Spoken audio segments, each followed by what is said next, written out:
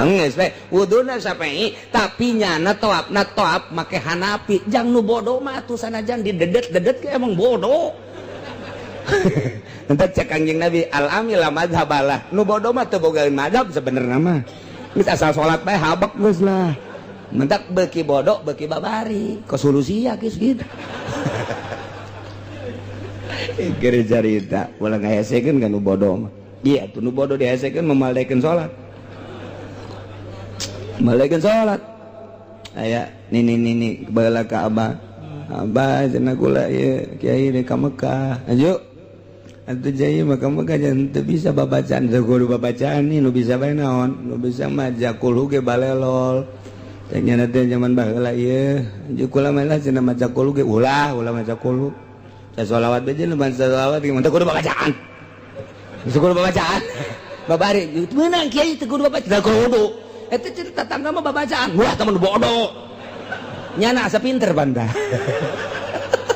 Aja nyana dakwah di ditu oh cok kidamiati ge euy teu meunang babacaan ngunaheun ja ka kidamiati mah aing ngaji manasik gitu mah hese jasa ja ka kidamiati mah teu kudu babacaan cek nya ge teu ngunaheun hebat banda.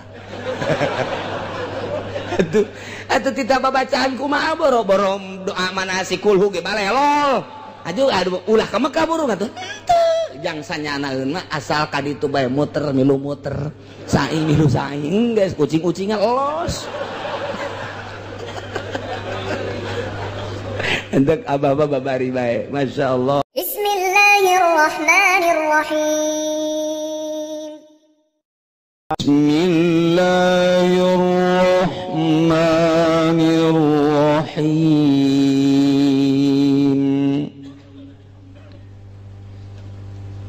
وأطيعوا الله وأطيعوا الرسول واحذروا فإن توليتم فاعلموا أنما على رسولنا البلاغ فاعلموا أنما على رسولنا البلاغ المبين. Allahu a'lamu bimuradi wa ati'u Allah lan pada narurut sira kabeh ing Allah wa ati'u rasulan pada nurut sira kabeh ing Kangjeng Rasulullah wa darulan pada wedi sira kabeh al ma'asiyah ing pirang-pirang maksiat. Fa in tawallaitum maka lamun mengo sira kabeh an taati saking taat falamu maka pada waru sira kabeh maka pada uninga sira kabeh annama ing pasine ala rasulina ikut tetep ingat se utusan ingsun agung al balagul mubin utawi nekakeun kang nyata.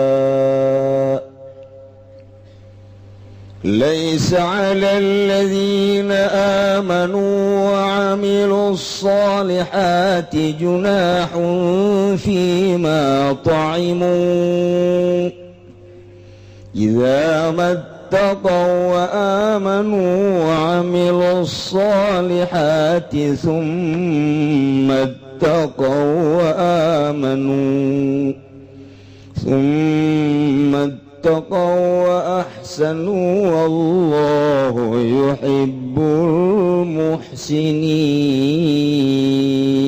المحسنين. Allahu a'lamu bimuradi laisa laranana ala alladzina ikut tetep ingat tasawake amanu kang padang iman ken ya ladzina kabeh wa amilulan padang amal ya ladzina kabeh as-salihati zaka amal kang saleh junahun apa dosa fima ta'imu ing dalam barang kang marangan ya ladzina kabeh akalu tegese pada marangan ya ladzina kabeh minal khamri wal maisir saking sajeglan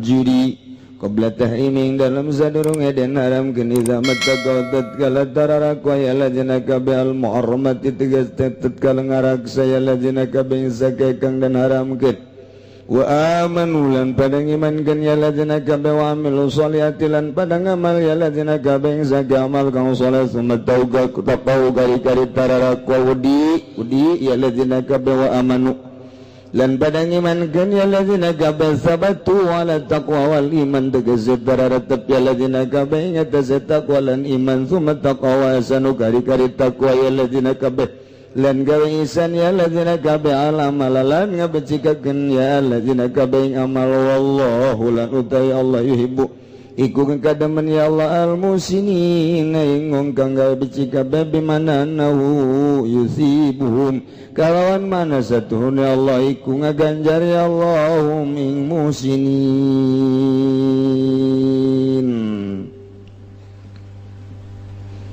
Ayat ieu mah ayat anu neruskeun tina ayat anu tadi ya ayyuhalladzina amanu innamal khamru wal maisir wal ansabu wal azlam rijsum min amalis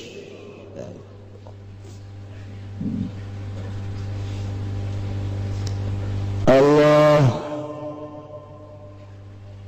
nurunkeun wahyu ka Kangjeng Nabi dina pelebah masalah ngaharamkeun minuman nungtut mimiti ayat anu nyederhanakeun kadua rada keras katilu keras kaopat patok geus teu meunang diganggu gugat. Ayat anu terakhir ieu ayat anu geus teu bisa diganggu gugat kana haramna arak, haramna judi, haramna kitu turah taroh azlam termasuk anu sob patung-patung arca-arca geus teu bisa diganggu gurat-gurat diganggu teu bisa diganggu deui patok gurat batu haram mutlak. Nu mantak Gusti Allah ngajelaskeun make bahasa anu indah cek ahli bilagah geus kateropong ku gaya bahasa-bahasana ge artina make kalimat-kalimat anu sangat mengarah karena haram secara mutlak tentang minuman jeung judi. Hiji Gusti Allah teh make ayat innama mimitina teh ya Allah eta teh maedahkeun kana hasr ya ayyuhalladzina amanu innamal khamru wal maisir tamaka innama wa adawatul qasri illa innama atfun wa taqdimun kama taqaddama ulah sambarangan mun make innama berarti ieu luar biasa make innama mas sarua jeung kieu lantaran di dieu hukumna teh rijsum min amali syaitan kulantaran aya innamal khamru wal maisiru wal ansabu wal azlamu rijsum min amali syaitan rawong kuari ku ilmu ma'ani cek ilmu ma'ani malantaran aya adat koser bentukna inama lamun ku urang dilempengkeun masar wajeng la rijsa wala syai'a min amali syaitan ila hadhil arba'ah eueuh anu ijib eueuh anu najis eueuh anu panggoreng-goreng eueuh hiji perkara anu jahat tina pagawean setan kecuali nu opat ieu patok geus tama bahasa teh eueuh nu pang najis-najisna pang ijit-ijitna pang goreng-gorengna pang jahat-jahatna pang bolon-bolonna pang goblok-goblokna pang naon deui kecuali nu opat ieu eta bahasa inna mah teh kos kitu dilempengkeun make fan ma'ani la rijsa wala syai'a min amali syaitan ila hadhil arba'ah entak mun teu ngaji ma'ani mal beres ieu nu opat hiji khamr dua judi maisir tilu ansab opat azlam sedengkeun nu opat-opatanana eta dicadasna aya di Sepatan aya, di Cikupa loba, Pasar Kemis mente. Komo Cilongok mah eueuh bae. Ngan di mana-mana orang Cilongok. Masyaallah. Opat ieu. Mabok baheula mah di kota ku ari handapeun tangkal awi. Masyaallah. Jorhe jasa. Orang kota mah batuk nage homer nu seungit teh urang dieu. Masyaallah begitu batuk teh ka ambeuna. Buh, masyaallah bala-bala. Jore paneta mabok bala. Tuh kitunya. Judi baheula mah hanya jelema-jelema bararia sabae nu baraga duit Cina encek kuari mah kuari di lembur judi naon bae pake judi batung arca jeung sajabana kitu keneh azlam wah masyaallah mantap kurang minta ka Gusti Allah mudah-mudahan urang kabehan dibere bersih tina panyakit nu opat ieu dibere embung ngalakonan opat ieu samping urang oge anak urang mudah-mudahan dibere salamet tina panyakit nu opat ieu incu urang turunan urang mudah-mudahan mun tayang ka Gusti bere salamet ku Gusti Allah tina panyakit nu opat ieu tatangga-tatangga urang nu geus makeun bae mudah-mudahan ku ari mah dibere salamet dibere cager tina panyakit nu opat ieu lantaran ieu mah mengarah kana neraka naudzubillah min hiji. Nomor kedua arak ieu ku Gusti Allah bisa kompet daunkeun jeung ansop. Arak eta disangkopet daunkeun dihijikeun ayatna jeung nyembah ka patung jeung nyembah ka berhala sedengkeun kapan eta mah musrik ka manukos kitu mah ieu nginum arak disayatkeun jeung eta berarti ku benci-bencina jeung ku jahat-jahatna ku goreng-gorengna dihijikeun jeung perkara nu goreng jasa sekaligus Gusti Allah innamal khamru wal maisiru wal ansabu wal azlamu rijsum min amali syaitan. Coba minum arak jeung judi dihijikeun jeung naon dihijikeun jeung nyembah ka patung jeung nyembah ka berhala. Masyaallah cek Kangjeng Nabi nu mantap cek Kangjeng Nabi syaribul khamri ka'abidil wasan jelema nu nginum arak sarua jeung jelema nu nyembah ka patung.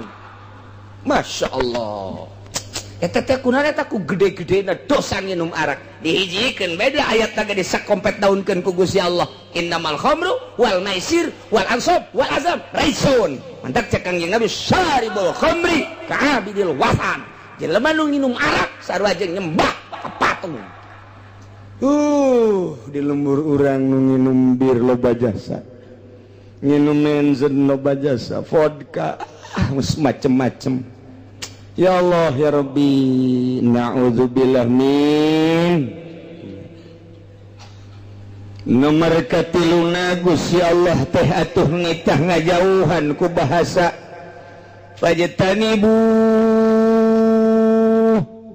innamal khamru wal maisiru wal ansabu wal azlamu rijsum min amali syaitani fajtanibu. Eta bahasa fajtanibu teh lamun urang ngaji usul fikih mah eta teh nu kos kitu ngaranna amr sedengkeun al amru ma idza utliqa in sarafatan sariful lil wujub berarti di dieu teh aya amr nu maedakeun kana wujub amrun bil ijtinab berarti di dieu teh zahirna amr teh kapan lilut atuh siahai dengekeun ku sia urang Cikupa, urang Pasar Kemis, urang Bojong, urang Blaraja, urang Tangerang, sakumna bae Allah teh geus ngahukuman kana khamar jeung judi jeung ansab jeung azlam eta teh termasuk raisum min amali syaitan atuh pantadibu atuh Gusti jauhan atuh goblok sarua jeung kitu awas ya mun teu make goblok eta ya tah eta pantadibu amr wajib sia ngajauhan. Namun dibongkar satu kalimat encan ieu teh cara Imam Syafi'i dek ngabongkar hukum teh kitu heula preteli disebutna mufradat geus puguh make ilmu sorof, geus puguh make ilmu nahwu, kuari ku urang di mufradat, make ilmu ma'ani, ilmu bayan, mufradat teh pretel ke mantekan ke timbul be hukum haram. Padahal di dina Al-Qur'an mah wa yahrumul khamru jauh wa yahrumul maisir ima bahasana innamal khamru wal maisiru wal ansabu wal azlamu rijsum min amalis syaitan. Bahasana indah luar biasa. Pajtanibu jauhan atuh kumaneh kadina ditambahan la'allakum tuflihun. Manawa anjeun ai hayang ma anjeun teangan ku anjeun kebahagiaan berarti ngajauhan tina arak jeung judi bakal nimbulkeun falah. Lamun maneh ngajauhan mabok, maneh ngajauhan judi, maka bakal didinya aya kebahagiaan. Dibalikeun ku urang, lamun ja'lul ijtinabi minal falah atu wa idza kanal itimad falah wa idza kanal itinabu falahan atu kanal irtikabu khaibatan. Di mana ngajauhan minuman, ngajauhan judi bakal ngajadikeun kebahagiaan dunia jeung akhirat, atuh berarti mun ngalakonan bakal jadi kabahayaan di dunia wal akhirah. Gara-gara mabok pisah jeung indungna, gara-gara mabok pisah jeung bapana jadi carekan bae, ditundung ku bapana si anak mabok bae mah ngabur lain anak aing sia mah anak jurig meureun. Mun si anak jurig atuh aing ge jurig meureun.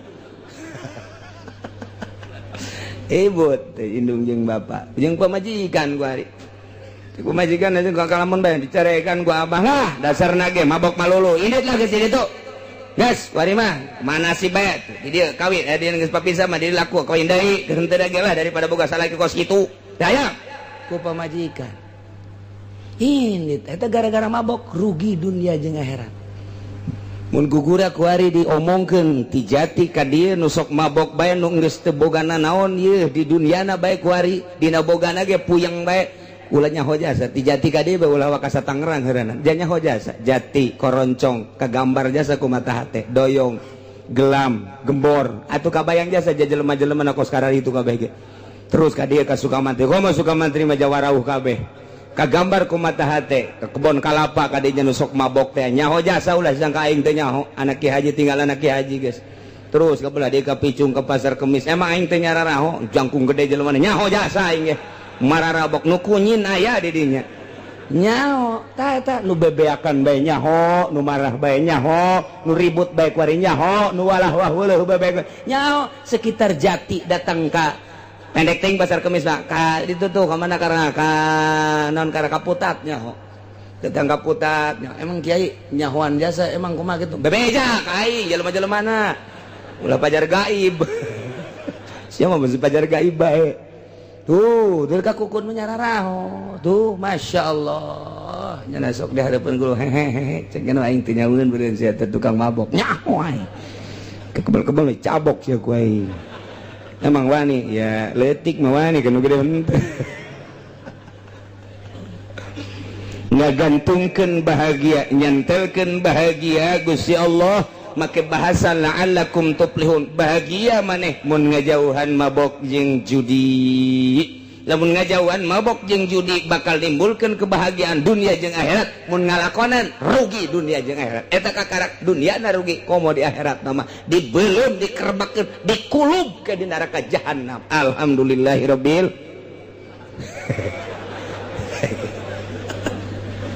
tidak alhamdulillah ja kulubeun tah mah atuh bodoh lah mah Gusti Allah bae tah tapi tetap orang doakeun lantaran kadang-kadang nu babok jeung nu judi teh kapan terjadi di dulur urang terjadi di kawauh urang terjadi di tetangga urang meureun sedih amat mun urang ka sorga nyana ka neraka sedih ja urut sagulung sagalang di duniana urang doakeun mudah-mudahan anu mararabok boh anak boh incu boh dulur boh tetangga boh kawauh diberi taufik ku Gusti Allah Subhanahu wa taala sehingga manehanana diberi sinar ilahi, diberi sinar ilahi nyaho kana bener tobat ninggalkeun kabairna. Amin ya rabbal alamin.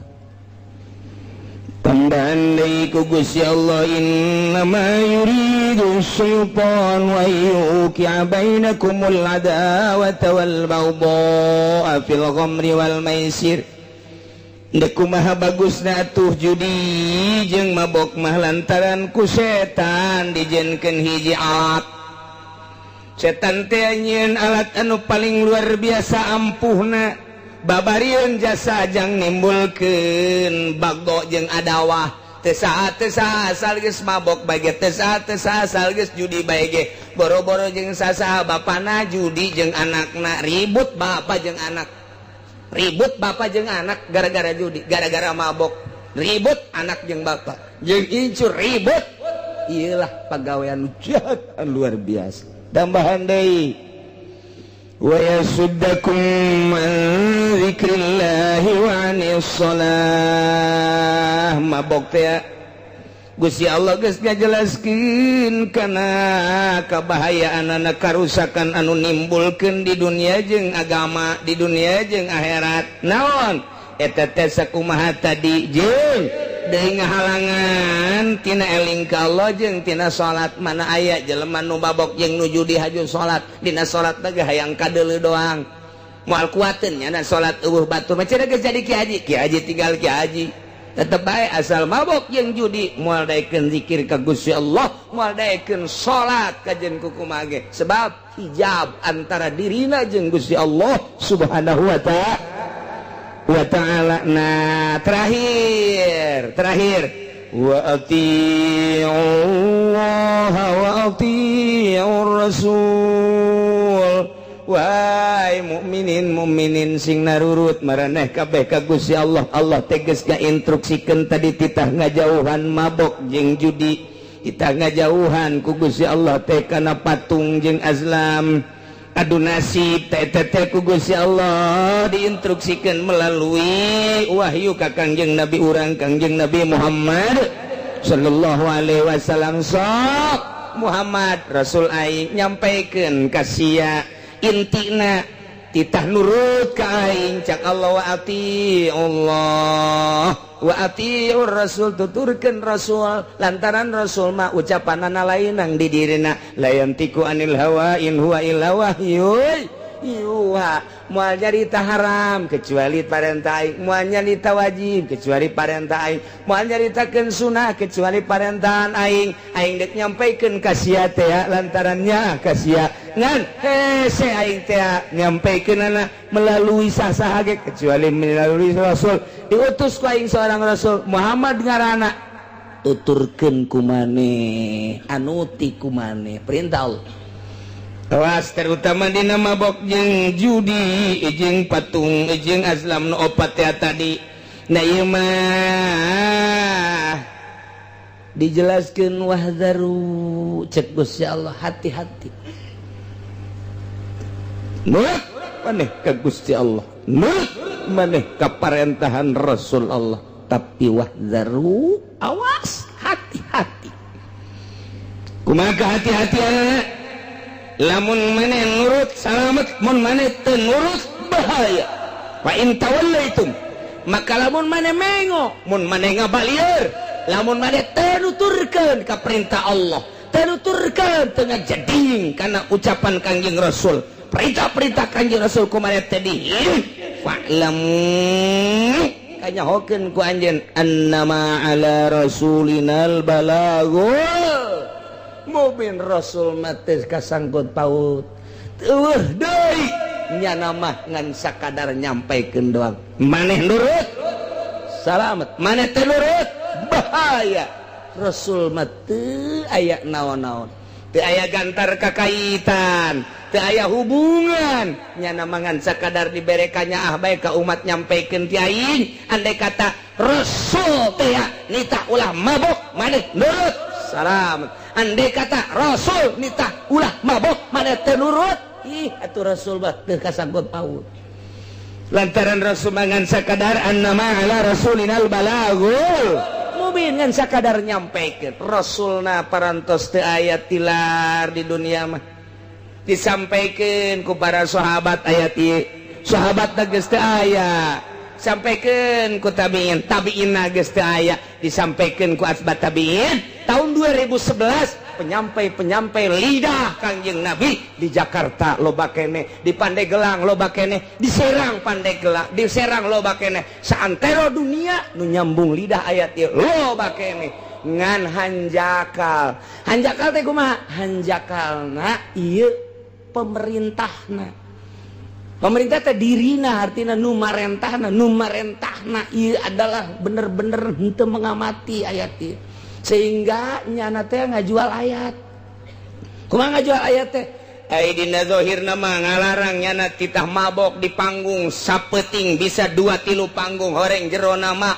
ojol ayat eta teh jang meuli meo moal teu rakajeun ku kumaha ge aya jelema nu mabok didakwahan ku kiai model kos kitu teuk ceuli datang ka teurak we moal teurak naon sababna lantaran ojol tamah ojol ayat nyana ngaluarkeun ayat susuganan mancing lain mancing supaya menang hidayah tapi nyana mah mancing supaya dapurna ngebul mal beres nu mantak lantaran ojol deuleukeun geus maotna deuleukeun cek Imam Ghazali deuleukeun geus maotna be trek be kiai nu sok dakwah maot misalnya ieu maot aya eueuh nu zarah umat kadinya ternyata eueuh apakah teu wauh apakah teu akrab kunaon bung jarah pan nyana baheula dakwah lagi dibayar ieu gua ojol namanya nama dakwah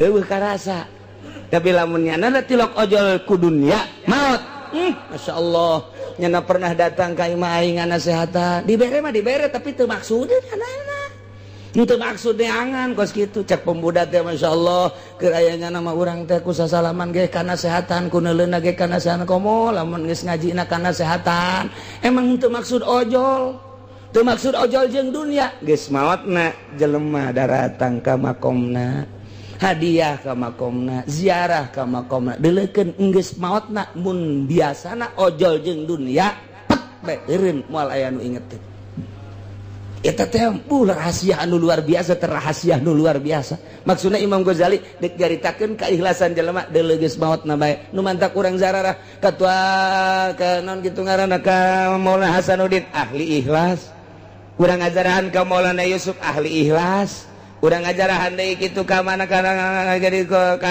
Kiai Asnawi ahli ikhlas asal ahli ikhlas jelema ku Allah digiring-giring ditakusaha eta zarah aya nu ngagiring-giring eueuh di lembur urang aya jawara paeh hayang urang jarah ka dinya atuh henteu pancena sok nganasehatan gatunya mah marah aya kiai maot teu henteu dijarahan ku muridna acan muridna ge santrina ge teu jarah-jarah acan sangheuk bawatna teu bisa dibobodo nurani mah kunaon eta baheulana jago mah ngajago ngajina hebat mah hebat ngajina cuman ojol jeung dunia lamun ditanya kunaon sih teu daek garah henteu lah kunaon emang pan ngadidik sia atuh ngadidik ge bae lah aing sok dipentaan pentaan asal aya anu ngaji bae eta murid aing sing ade eta hancengan aing teh sing ade nu nanya masalah bae jadi murid oleh kaum mana teh sekali nanya sejutanya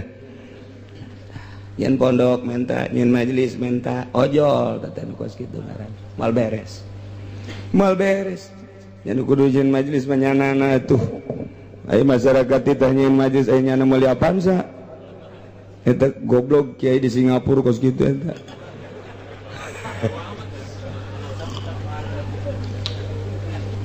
ieu mah keur carita masalah ikhlas cek Imam Ghazali sampaikeun geura ayat bakal ngerenyet geura jelema mun nu nyampaikeunna nu marentahna ieu adalah teu ojol jeung dunia sok wahai para pemuda nyaahan diri maneh jam moal ngora bae jeung sing hade isuk pageto teh anjeun bakal maot sedengkeun maot teu kolot teu ngora eureunan geura ge mabok ku sakitu bae nyanana teu boga pikiran hayang dibayar dakwahna aya bae 2-3 mah nu eureun Sanajan nu maju aya 10.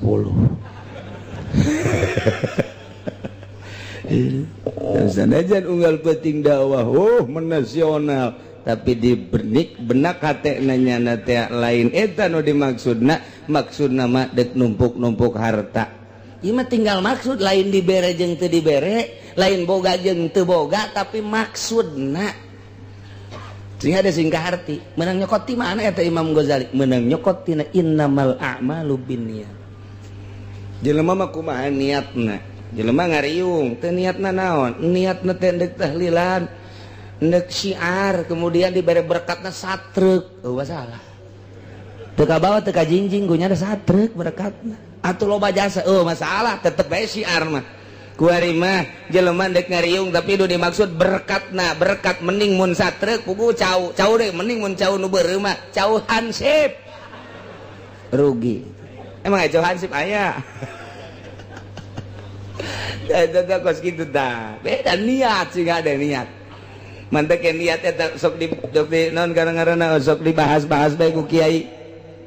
Balikan deui supaya jelas niat. Urang tibeting dek niat hudang lah aing dek tahajud kasubuhan. Eta urang geus boga nilai tahajud. Geus boga pan nilai tahajud. Masyaallah eta niat. Jadi kadang-kadang niat eta bakal ngabentuk di akhirat sanajan teu dipigawe. Niatul mukmin khairun min amali. Mantak ngaji niatna deleukeun. Ke kadangna beda ieu sorana beda sora. Lamun niatna ikhlas mah beda nyelecep ka jero hatena teh rindu ka jero hatena. Ngeunaheun ka jero hatena teh. Eta teh bakat tingku ikhlas di jerona. Ikhlas teh naon teh lain diomong, ikhlas mah teu hayang urusan dunia. Hayang kalem teh, hayang dimulai diagung-agung teh, dek nyampaikeun ayat ieu mah supaya manusia bentak mata hatena. Henteu maksud hayang dibayar. Kabeneran diagung-agung aja dibayar dibere. Eta teh urusan batur. Asal dirina. Nah iyalah nu hese teh berangkat awalna. Begitu ngalengkati mah dek naon maksudna dakwah. Dek naon maksudna? Ayeuna ieu mah dek dakwah bae. Ayo ngan eta dia sok ngomong-ngomong sabaraha jam ieu nya.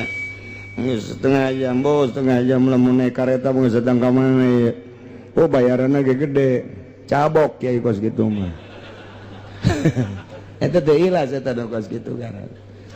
Eta teh tah piceun mun hayang bener piceun mun hayang bener. Ieu nyampaikeun ayat ieu disampaikeun. Di dunia ayat ieu disampaikeun, mabok makin menjadi-jadi. Hese luar biasa. Nah ieu diakhiri ayat nu tadi teh ku Allah wa atiur rasul narurut marane kabeh ka Gusti Allah teh ngalarang melalui Kangjeng Rasul minum arak judi wa atiur rasul tuturkeun turut ku maneh Kangjeng Rasulullah wazaru jeung hati-hati kudu rempan maneh kana berbagai permaksiatan lantaran bakal ngejerumuskeun anjeun ulah-ulah di dunia komo di akhirat nama deui bakal sing jarungkel ka neraka jahanam. Lamun nurut atuh salamet, lamun ngabalieur mengo fa in tawallaitu mani taat mun mane ngabalieur tina taat. Rasul mah rasul bae tapi teu didenge, kiai mah kiai bae tapi teu didenge. Fa'lamu awas aya rambu-rambu hubungan naon Kangjeng Rasul mana ma'ala rasulinal balagul mubin. Kangjeng Rasul mah hanya sekedar nyampaikeun doang atuh ari katarima salamet namun teu katarima atuh bahaya lantaran fajazaukum alaina cek Gusti Allah. Adapun babales aranjeun kabeh mah eta adalah tanggung jawab kula nurut maneh kukula bakal disalametkeun ka surga teh nurut maneh kukula dijangjian kukula teh bakal dikanarakakeun sakitu bae Rasul mah teu aya patula-patalina naon gitu kene kiai ngalarang niat mah sakadar dakwah bener-bener lillahi taala aju jelemana teh daek darurut ka kiai ih atuh annama ala rasulinal balagul mubin kiai mangan sakadar nyampaikeun doa nurut jeung teu nurut lain urusan kiai mantap kiai ulah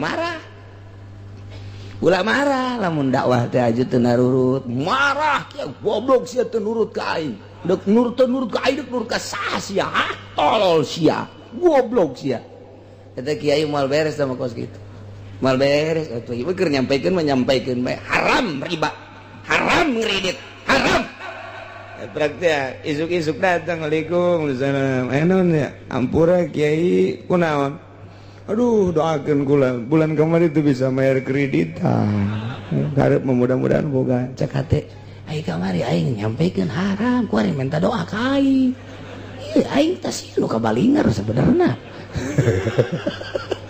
deres mah kos gitu deres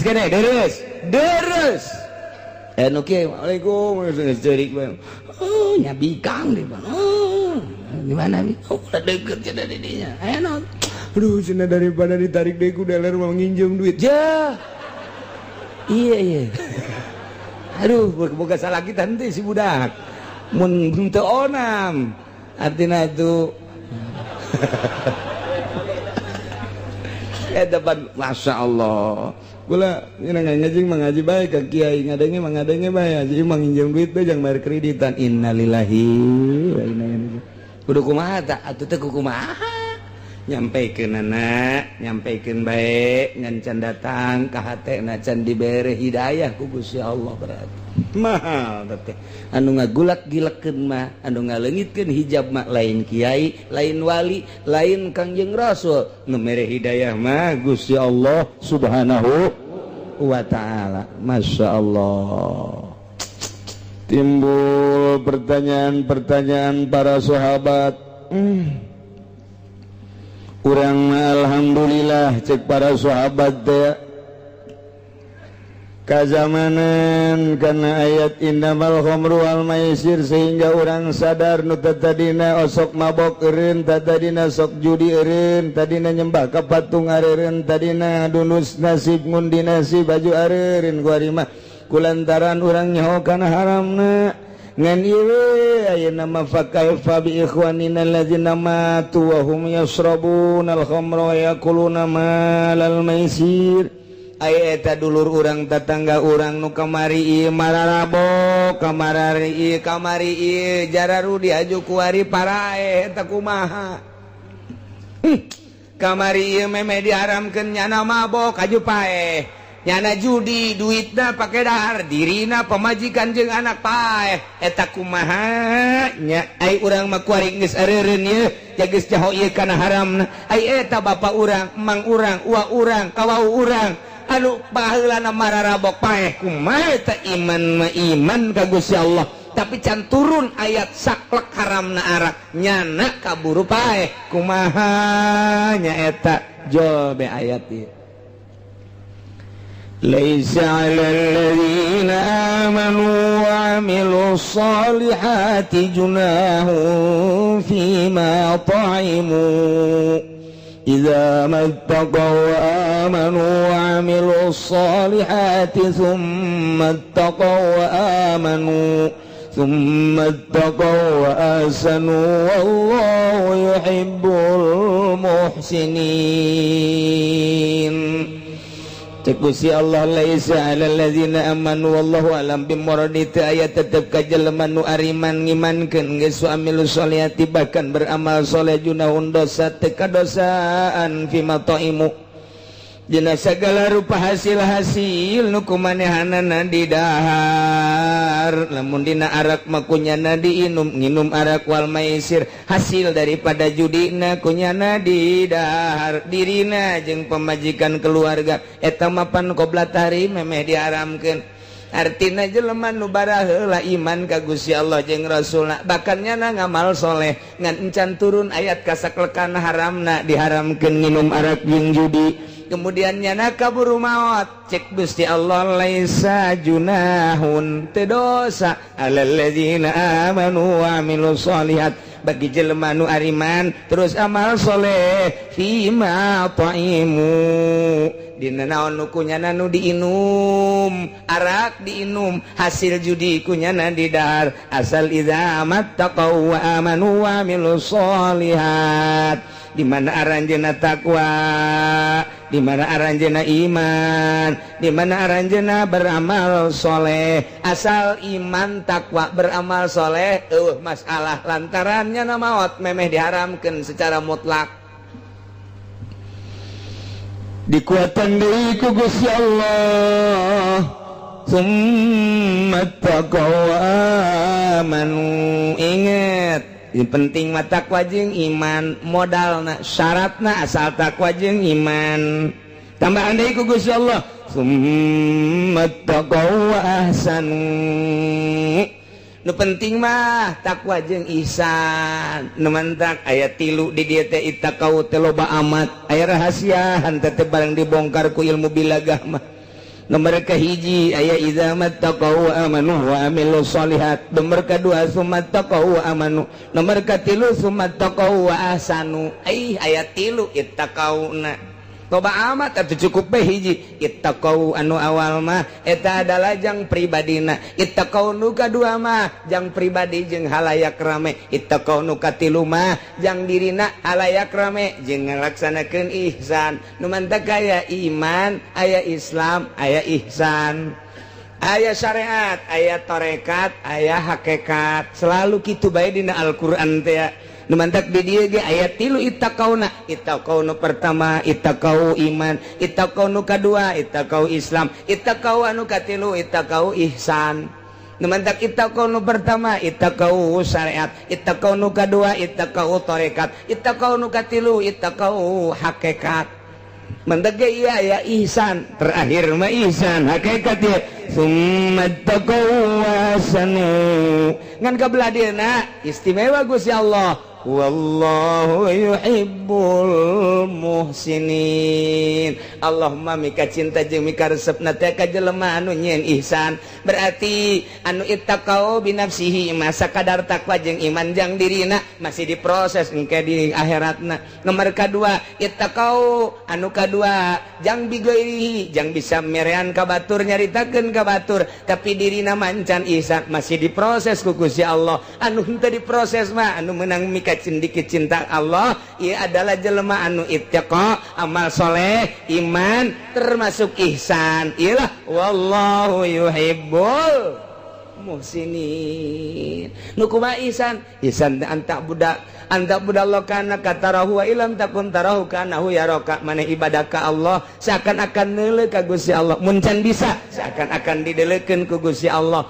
Berarti teu pernah bae aya mimpar-mimpar urusan dunia, teu ojol nyampaikeun Qur'anna, teu ojol nyampaikeun ayatna, teu ojol nyampaikeun hadisna jeung urusan keagungan kemuliaan, jeung teu ojol kana urusan dunia ihsan. Sieun ka Gusti Allah. Bagan mun dibere duit ge sieun nya nama. Waalaikumsalam. Di mana ieu? Di atut.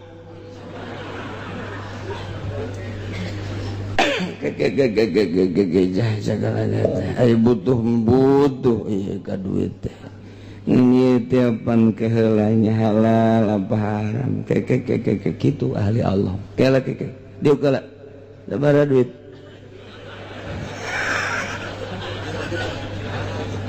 Barang dibuka teh bu emang tarima bente sabaraha duit teh. Barang dibuka teh 1 juta. Lah leutik 1 juta. Mun 5 juta mah bejakeun ka atut daek. 1 juta mambung. Panai 5 daek kagok ka neraka.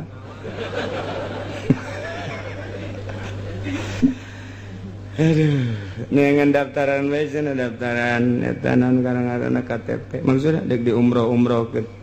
Ini umroh jadi ganjaran apa henteu? Kunaon teu berpikir, Masya Allah. Ieu ayat lain lalagaan. Gusti Allah cukup bae teh, make ittaqauna hiji bae. Cek ahli bilagah mun hiji ge cukup. Tapi make ayat 3na ieu teh lain lalawara. Ya Allah ya Rabbi. Maka idza mattaqaw wa amanu wa amilus solihat. Hiji. Mereka 2 summat taqaw amanu 2. Mereka 3 summat taqaw ahsanu. Masya Allah. 3 ittaqauna ge hati-hati sing rempan maneh. Awas hati-hati karena berbagai paharaman jeung permaksiatan. imankeun ku anjeun beramal anjeun kana amal anu soleh hiji berarti syariat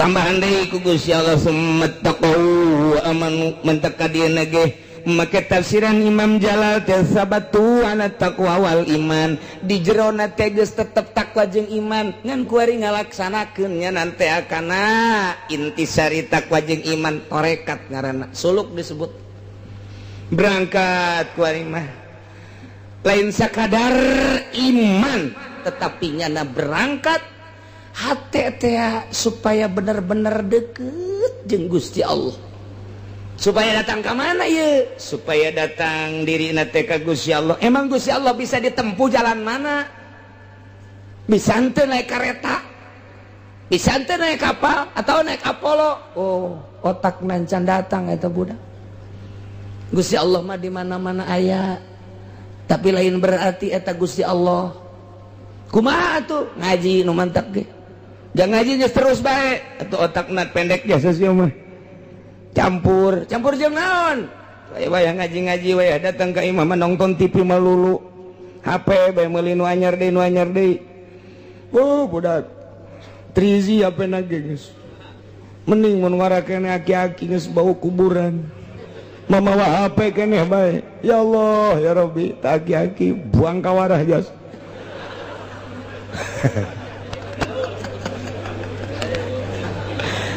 itu para rantes aki-aki bawa HP Gusti ya Allah nu aku ieu pasti aing dipake ka gerdet ieu ku Amerika naon sebabna perusahaannya napaan waduh bahaya ieu cenah kieu ngalarang meuli HP waduh aing nyeunan HP kunyana dilarang aing mah ngan ngalarang doang ieu meka ya tetep ki ajina ge meuli bae ngan ngomong bae heulanan ieu mah lamun dek bener-bener nyana make ittaqau nu kadua tenden HP selamat berpisah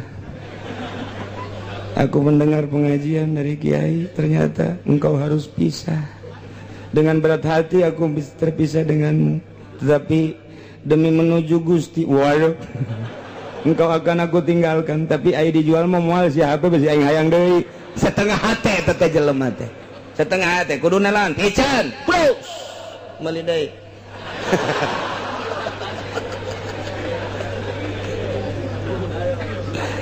lain lalagaan ibadah teh nu mantak urang eueuh ngeunah kumaha ilmu fatul muin mah aya ilmu jamul jawame mah aya ilmu tafsir mah aya kok eueuh ngerenyet cenah ibadah eueuh ngeunah asal eueuh ngeunah bae ge kadeuleu jelema mah sinarna eueuh emang kumaha gitu lamun aya jelema nikmat ibadah ngan nyaritakeun nikmat ibadah mah teh mah geus rahasia bae hese nyaritakeunana ngan beda engke sinarna boro-boro ndek nanaon tah pepegatan jeung HP bae ge sakitu hese aing mah jaga sekolot umur 60 tahun ku batur di ustad-ustad jeung di kiai-kiai lah HP aing isin aing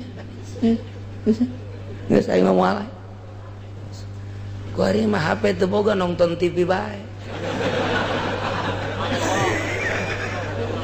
atuh ieu bagi berat penyakit bagi si parah ieu mah impus ieu mah kiai kos kieu mah ngasih TV geus sia mangpaatna aing neuleuhan sia bae ti baheula teh ngan saukur berita bae paling ge anu-anu lah film nyanyi geus teh hayang aing mah geus tah dua tang coba ge dua bae HP jeung TV ieu teh di jero hate diberesihan teu hayang teh mah kos kitu mah lahun walabun teh mah geus aing mah deuk ka Allah bae saminggu bae ngerenyet bakalna hayang meuli deui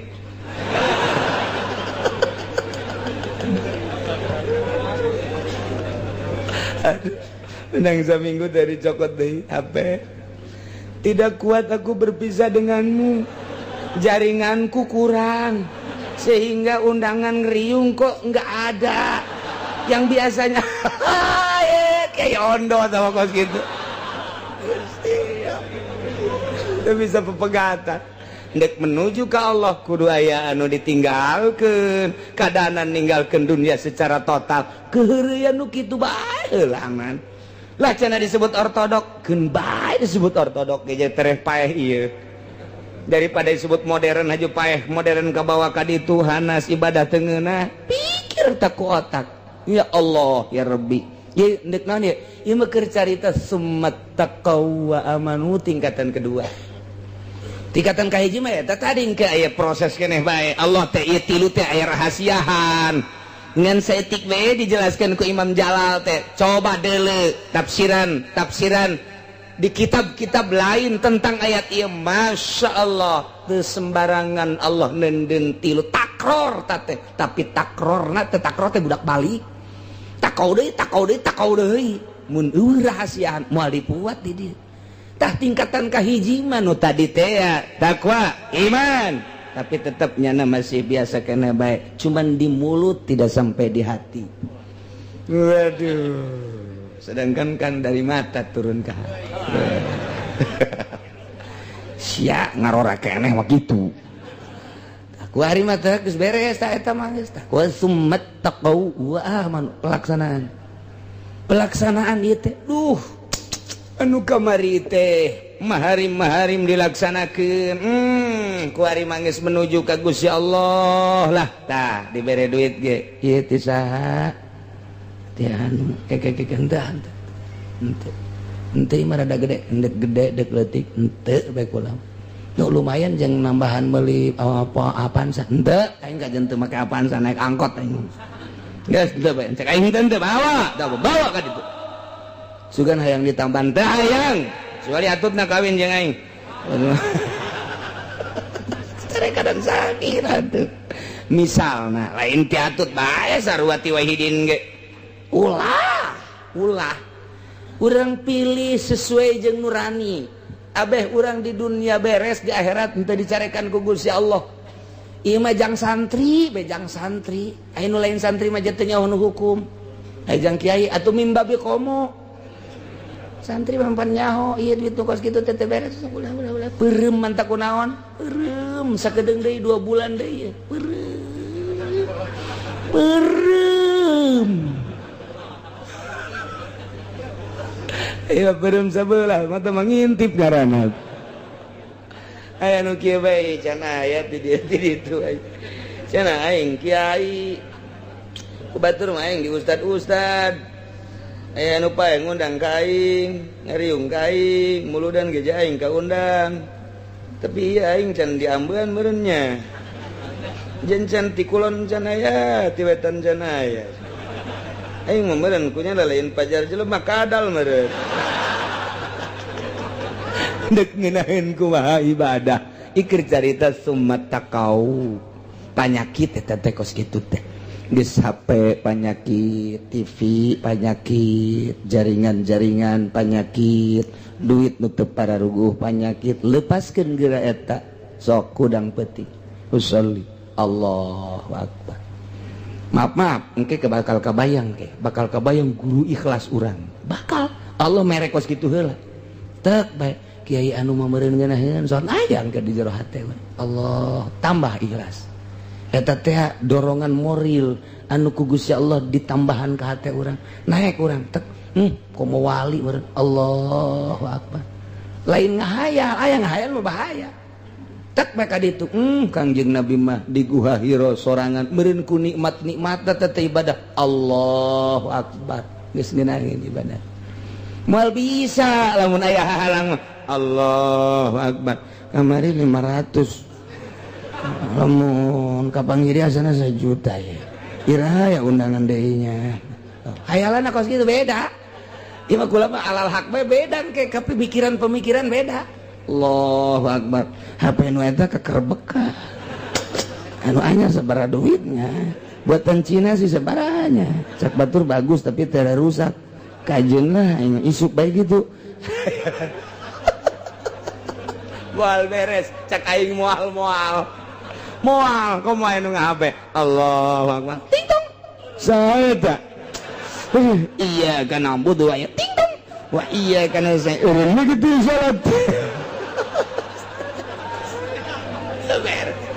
Tetep ceuli datang ka ikhlas bae ge. Ieu keur carita urang lalagaan. Beda engke jeung beat mah dina tarekat lain deui doktrin. Ieu mah keur carita dilalagaankeun bae. Pikir ku urang moal bisa kajen ku kumaha ge. Mantak aya jelema norekat boga HP pabatola torikotuhu. batal kajenteng zikir sabala ribu ti penting boga HP batal cak aing batal deuleu persyaratanana cenah saya teh wah ali torekat hebat batal ieu mah teu saha cenah nya mah udang-udangna ge gede geus muka sapah oh bohong deuleu syarat daya 40 persyaratan masyaallah lain haram mah henteu HP mah TV teu haram zatiahna jatuh najis teu naon teh mah kos kitu mah tapi bagi nu norekat teu meunang badak amun aya kiai hebat sorbana ge ngangsar ka handap tapi make keneh HP geus ieu mah syariat keneh ieu mah bangsa nu pidatona hayang duit ieu mah nu kos kieu mah geus kabaca ieu mah kabaca nah ieu keur carita nomor kadua summat taqwa aman lain lalagaan nomor katilu mah geus jadi summat taqwa sanung sieun ka paharaman sieun ka permaksiatan khususna nu opat tadi umumna kuliah ing paharaman kemudian manehanana teh geus ngalaksanakeun perjalanan nu tadi teh kuari mah geus asa deukeut jasa jeung Gusti Allah pan urang teh diangkat jadi wali karas mentak dipertanyakeun jelema sih jadi wali karasa apa teh karasa jadi wali teh aya nu henteu ngarasakeun eta keur nutup-nutupan karasa mana karasana asa eueuh dunia teh nu aya ngan Allah doang geus nyana teh engke asa kaduhung hirup nu kamari ieu duh aing eta Imam Ghazali caritakeun kos kitu Imam Ghazali geus diangkat jadi hujatul Islam tapi can jadi wali begitu trek jadi wali eta nu kamari magahan ngaji teh eta mah dosa aing magahan ngaji aing ngarang eta teh dosa aing dosanya kos kitu teh eta ngarasa dosa sebab orang teu ngeunah tama ibadah kos ketika ngeunah ieu we ibadah nu bener mah ieu cekeuna tuh ya Allah ku ngeunaheun ibadah teh geus teu boga pikiran naon iyalah summat taqwa sanu sedengkeun ka dieuna Gusti Allah wallahu yuhibbul muhsinin lain leutik-leutik ayat ieu teh mantap ge masyaallah hiji ku Gusti Allah dihampura dosa-dosa jelema anu baheula nginum arak haju ngimankeun jeung amal soleh lantaran nyana nginumna teh meme diharamkeun secara mutlak kakarak aba-aba doang aju kaburu maut kitu keneh nyana barang dahar tina hasil judi eta ge sami bae dihampura lantaran can turun ayat secara mutlak berarti luar biasa Gusti Allah mah ari encan datang ayat mah tetep bae dihampura kos urang ibadah aju teu nyaho dihampura bae mantak ibadah mah makin bodoh makin gampang jih atau makin gampang urang deka Mekah kemudian aya nama toab sedangkeun lamun toab teh kapan kudu boga wudu ja toab ka salat sedangkeun kuari hese ngaraksana lantaran atupan jelema teh ribuan urang kakarak ge salengka geus aya jelema urang takroni nya hideung antal jeung urang mending mun putih mah nya hideung nya batal kan geregat teh urang kitu mah urang kalau kurang India atau Pakistan tapi nu geulis teh bagon nu teu geulis mah banyak kertoab sih ceritakeun geulis andai kata aja sia mapan kitu bae pikiran teh batal kumaha atuh ji atuh taklid ke mazhab Hanafi mantak naon jam mazhab Hanafi mah teu batal mun antel kulit jeung awewe aju taklidna di mana ieu ti wuduna keneh apa ti toapna tergantung jelemana lamun santri ustad kiai taklidna ieu adalah ti wuduna lamun jelema teu mondok kuari ka Mekah titah taklid ti wuduna ge teu bisaeun bingung nya geus begitu wudu sampai engke bae tah dina toapna abdi taklid ka mazhab Hanafi nu cek mazhab Hanafi mah antel kulit awewe jeung lalaki teu batal geus bae wuduna sampai tapi nyana toapna toap make Hanafi jang nu bodoh mah atuh sanajan didedet-dedet ke emang bodoh entar cek Kangjeng Nabi al-amila madhabalah nu bodoh mah teu boga madhab sebenarnya mah geus asal salat bae habek geus lah mentak beuki bodoh beuki babari ke solusi ya geus gitu gere carita ulah ngahesekeun ka nu bodoh mah iya tuh nu bodoh dihesekeun memaldaikeun salat aya nini baheula ka abah cenah kula ieu kiai di ka Mekah ayo atuh jaya maka teu bisa babacaan teu kudu babacaan nu bisa bae naon nu bisa mah jakul ge balelol teh nya teh zaman baheula ieu jukula mah lah cenah maca kulu ge ulah maca kulu sa sholawat bae jeung ban sholawat ge teu kudu babacaan teu kudu babacaan babari meunang kiai teu kudu babacaan teu kudu eta cerita tangga mah babacaan wah temen bodoh nyana asa pinter banda aja nyana dakwah di ditu cok kidamiati ge teu meunang babacaan ngunaheun jaka kidamiati mah aing ngaji manasik gitu mah hese jasa jaka kidamiati mah teu kudu babacaan sakiana ge teu ngunaheun hebat panda atuh tita babacaan kumaha boro-boro doa manasik kulhu ge balelol aduh ulah ka Mekah burung atuh jang sanyanaeun mah asal ka ditu bae muter milu muter saing milu saing geus kucing-kucingan los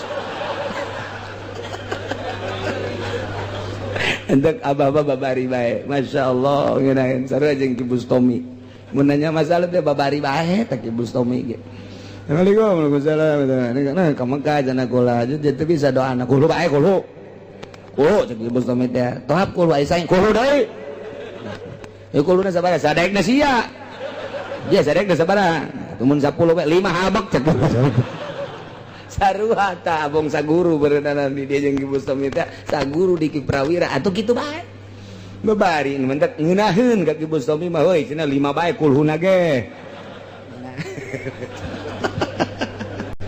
eta hartina lain naon kiai teh ngangeunahkeun bae nu bodoh mah dipaksakeun ge hese bae tuh aju ieu si ustad milu kanu bodoh atuh ulah bego ustad terus ada ustad ti wuduna kene taklid atuh masyaallah tuh geus beda-beda ke derajatna di masjid teh ieu mah bodoh ieu mah santri ieu mah geus ngaustad ieu mah geus nyai ieu mah geus wali atuh beda-beda ngerendengnya na beda engke tahapanana nganu jelas mah asal menang pangampura Allah subhanahu wa ta'ala tinggal bae pebatalanana ari mazhab Syafi'i mah teu batal ari mazhab Hanafi mah teu batal mazhab Syafi'i hitut batal atuh Hanafi ge hitut mah batal ke sia hitut aing mah Hanafi batal aing ngising nyaonya ngisingnya teu beres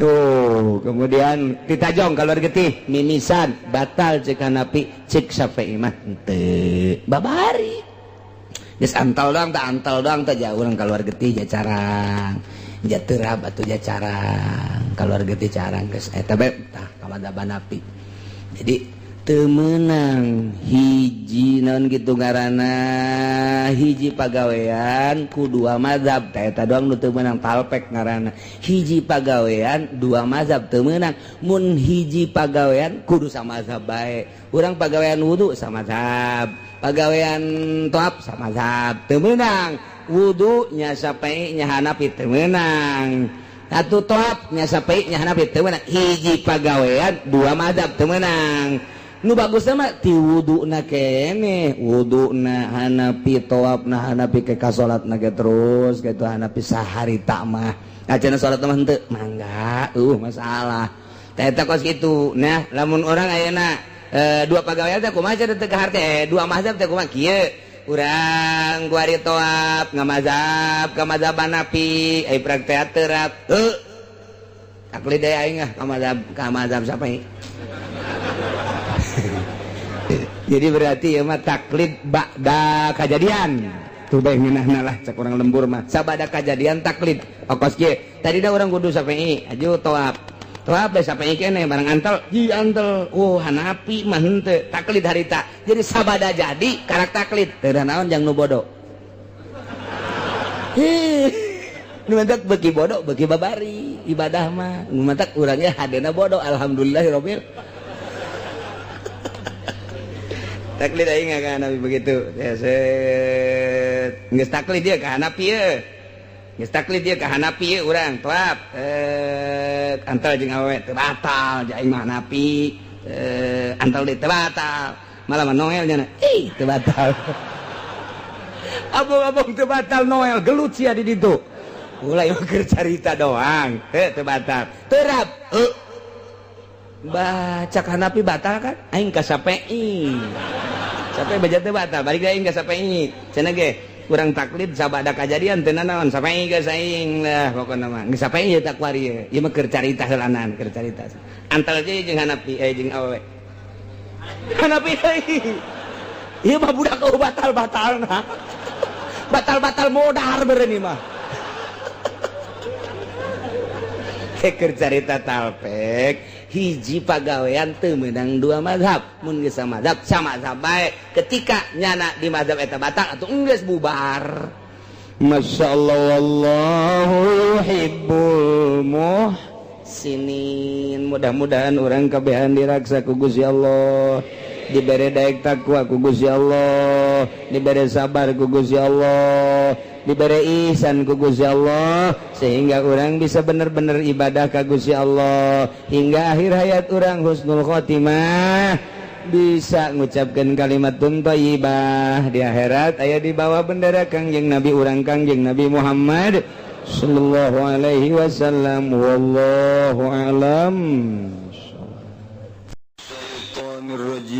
Bismillahirrahmanirrahim wa fi dzalika yaqulu kudadap ing dalam mangkono wa fi dzalika lan iku dadap ing dalam mangkono mazkur yaqul mujabidu ya Umar bin Sa'ad Bartawil faulun mafailun faulun mafailun faulun mafailun faulun mafailun lanzil lamul karai warai maniyati warji muslim dikotli Husaini lanzil ayati menggunakan insul karai yang kerajaan negara raya nutai negara menjadi ikukan dan Arab-Arab dan Inggrisun warji bulan balik insun mazmar menekan doraka menekan dosa bikot Husainin kalawan ngebunuh Sayyidina Husain antara neruskan lu kemari dengan iya hayang kabangboy ku pamerena sehingga dijadikan pemimpin Umar bin Sa'ad dijanjikan bakal dijadikan Raja Madinah Rai di kota Rai akhirnya manehanana siap untuk membunuh Sayyidina Husain ajangan nyanyi lanzilamul karai yakti kaulah menggon di negeri Rai di kota Rai sebagai raja warai itu maniati di kota Rai tanu diarah para ku kaulah kajenting aing mangabunuh Sayyidina Husain teh asal jadi raja baik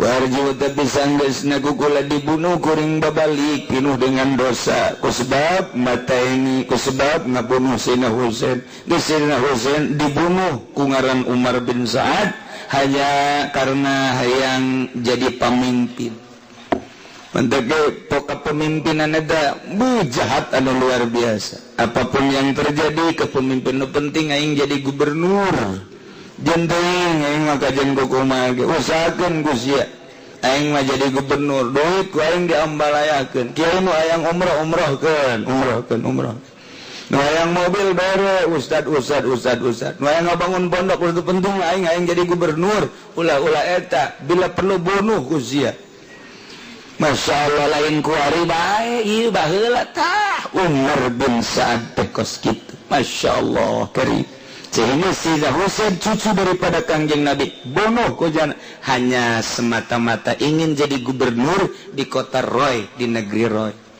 atuh cacak baheula kos kitu teu komo kuari nu mantak ge beuh deres tah mun dibere mobil mah hanya Supermi saja ngegila Masya Allah duit seberapa duit tuh di mana 10.000 belanja tuh 20 beda-beda kan nu di dia kelurahan mana 10.000 tangkorak saya ngomong tuh nu di dia 20.000 aduh ya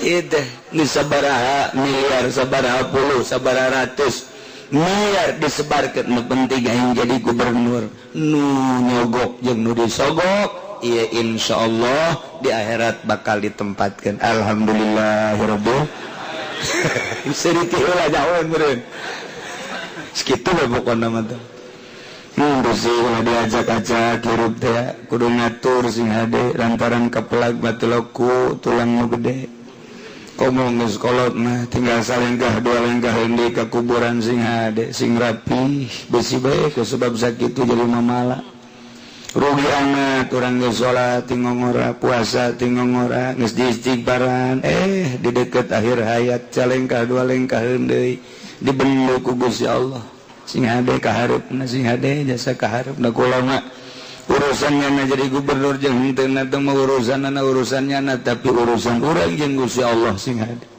aya nu ngomong kiai teh mah kiai cenah atuh teh mah kabagerannya na mere ka urang kok mah diharamkeun eta mah kiai uci mah cek nya kudu ngaji deui atuh kajen aya kudu ngaji deui sia mah terus bae kajen dibebaskeun ka neraka ge aya teh kiai nu ngomong kitu kadang ikut ceuli aing aja teu marah teh naon gara rasakeun bae sabaraha taun ta mobilna sabaraha taun ta pondok pesantrenna deulekeun ke bisa pan teu macakeun utawi ka masyarakat deulekeun geus aya sia nita ngaji deui ka aing mah geus deulekeun deket kiaina ge teh jauh deulekeun mah pokona mah jadi itu kadang aja saja kecil kudu ngaji deui cenah tah ki uci saya kira orang mah dibere atuh teu kira hadeui sakian teh oh masalah bila perlu minta deui sia ka ditu ulah eta anu bentuk sogokan nu nyen proposal kiai nyen proposal dibangun pondokna deulekeun bisa teu macakeun utawi aya santrina nyanana embung macakeun sangeuk aya nyanana hayang santrina eueuh jieu mun teu kumaha kitu aya ja kiai ngomong kieu kabar ieu mah cenah ngaji lobaan kiai 100 cenah ieu kula ngaji malam anu ku aya hiji acan sugan kunaon cenah kiai atuh sugan sia kunaon nya aja biasa bae kula mah biasa bae cenah kumaha kamari milihna ka mana milihna ka karasa encan kebal geus karasa encan kebal menurun sakena tina 100-an ku hari jadi 40-an geus bebeja ka kula teu bohong saha dibendu ku Allah teh geus aya keneh aya deui nu ngomong ku ari jadi bingung bae cenah kiai kula ieu akhirna mah nu ngaji mah arayangan kulana dibere sangeut ieu dosa naon sakena coba kiai pangnempokeun oh masalah ieu kamari milihna ka sa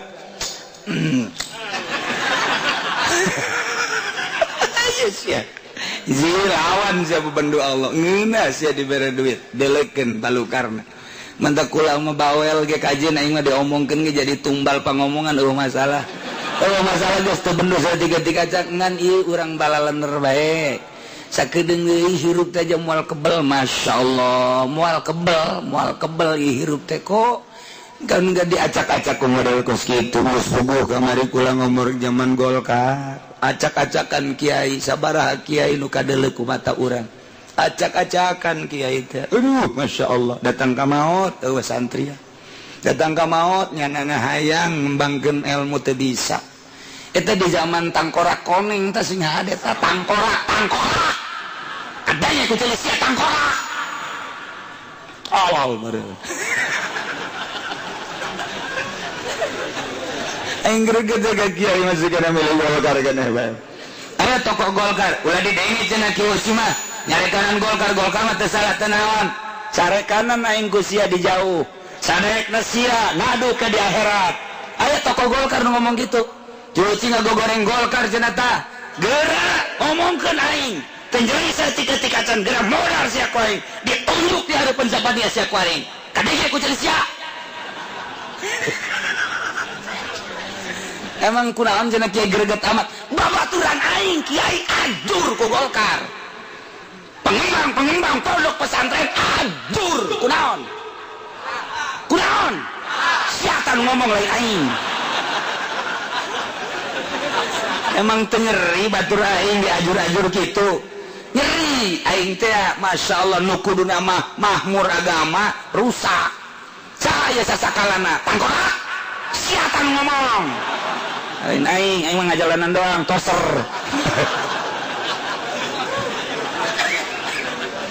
Aduh, di Garut mah resep Golkar ajur, di Bandung mah resep Golkar ajur, di Tangerang masuk Golkar intian. Kita nyeri eta nu kuduna bagus jadi jore. Nyeri. Panjenengan teu ngarasa nyeri, atuh nyanana teu ngarasa nyeri ge. Tapi kat dieuna mah ngarasa nyeri ceurik duh cenah Kiai. Ulah duh, mobil ke mana? Eueuh ajur. Mobil eueuh, santri eueuh, ngaji henteu, ajur henteu. Tuh, nu mantap kita tangkorak.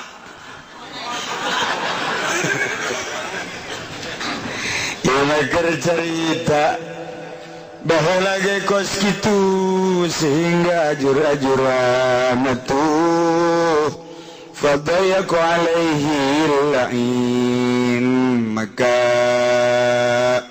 ngarupakeun ya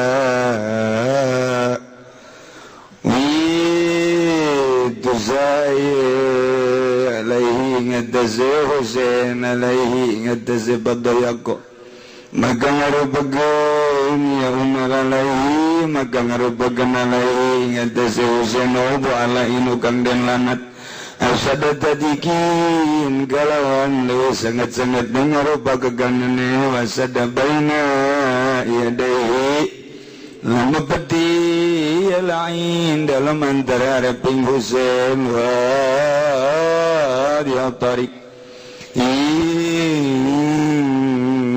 ka martalakan inda dalan nilan qatalahu yaumal jum'ah tika mariyan tamatin lain wa Husain dalam dina Jum'ah wakil yaumaz sabti al-ashir minal muharram dan ucapakeun apa yaumaz sabti dalam dina Sabtu kang kaping 10 saking Muharram. Wa qala Ibnu Abdul Barri lan ucapa Ibnu Abdul Barri wakil lan dan ucapakeun apa yaumal ahad dalam dina ahli aisyin madaina minal Muharram kada tanggal 10 kang liwat yasin saking bulan Muharram binodin minadil Kupah kalawan panggonan kang tetep saking tanah Kupah yuqalu lahu Karbala kang den arani lahu kadua adil Kupah apa Karbala wa yurabu aidun bitufilan den kinawaruhi ardin aidun meningkalawan tanah tuf alaihi jubatun min khuzin lan ikut tetep ngatasi Husain utawi jubah kang tetep saking sutra min khuzin dakna saking sutra dakna wa huwa ibnu sitin wa khamsina sanatan lan utuh Husain iku anak lanang 50 tahun. Umar bin Sa'ad lantaran hayang jadi gubernur di tanah Rai maka siap membunuh Sayyidina Husain. Baliknya dijadikan gubernur tapi nyana pinuh ku dosa moal katembus dosa ngabunuh Sayyidina Husain. Dumantak tabayaku alaihi la'in asyadat tadiq maka nyempitkan seorang manusia terlaknat terhadap Sayyidina Husain asyadat tadiq wasadda baina yadayhi jeung nutup di antara masa depan Sayyidina Husain wadihat tariq ila an qatalahu sehingga nyana ngabunuh ke Sayyidina Husain. Padahal Sayyidina Husain penerus Kanjeng Nabi tapi kunyana dirarat kunyana diputuskan perjuangan Sayyidina Husain kumane anana dihabiskan jeung jelema-jelemana lain sekedar perjuangan anak Golkar mah mutuskan perjuangan anak doang jelemana mah henteu tapi ieu mah jelemana jeung segala rupana pihak kamu pengawannya tadi bunuhna yaumal jum'ati cenah kiai digegel loba urang Golkar kada kadengan yaumal jum'ati cenah moal ngaji deui minggu halus tadi itu sia malur teu kudu ngaji ka dieu jangan baris Golkar deui apa korupsi na babarengan tan cenah kiai nyan lain nyan deui aing greget jasa atuh guru aing di ditu hiji pan beunang ku Golkar beuh masyaallah salah sahiji guru di Garut aya wah hebat biasa beunang ku Golkar lantaran zaman Ali Murtopo datang ka ditu dibangunkeun ludes santri tangkorak Golkar goblok jasa antak aing dicarekan ku tokoh Golkar di Jati jentoy kajentoy sacablakna ngomong sia ka aing greget puguh ka sia Golkar kabeh lah pokoknya mah. Geus eueuh Golkar mah tanggal jaringan geus acak-acakan gua ieu mah. Diangkat deui ka Burijal. Yaumul Jumati cenah eta poe Jumat hareng dibunuhna Sina Husein tolol ta Golkar wakila. Yaumul Sabti cenah Sina Husein dibunuhna pas Sabtu bolon ta Golkar ka minal Muharram. Kan jadi kuas kieu teh. Cenah cek sakal mah poe Jumat terbunuhna cek sakal mah poe Sabtu cek sakal mah poe Ahad. Nazbulu ma baina minal Muharram di hiji tempat di mana min ardil Kubah disebut Karbala, ialah terkenal Karbala nu dina haul Karbala ratusan juta manusia datang ke berbagai negara, di Turki, di Yaman, di Kufah, di Indonesia datang untuk haul Sayyidina Husein. Mengenang terbunuhnya Sayyidina Husein geus teu kajagaan ku tentara, pokoknya asal haul Sayyidina Husein di Karbala jutaan manusia komo ti Irak jeung ti Iran disebut wa yarabu aydan dituf waktu dibunuh nyana make jubah min khazidakna itu sutra buatan negeri dakna umurna wa huwa ibnu sittin wa khamsina sanah umur 56 tahun. Mudah-mudahan orang diberi cinta ka Sayyidina Husein, diberi cinta ka zuriat Kangjeng Rasulullah, diberi cinta ka turunan-turunan Kangjeng Rasulullah, ka para habaib, ka para syarifah sehingga orang di akhirat aya di bawah bendera Kangjeng Rasulullah sallallahu alaihi wasallam.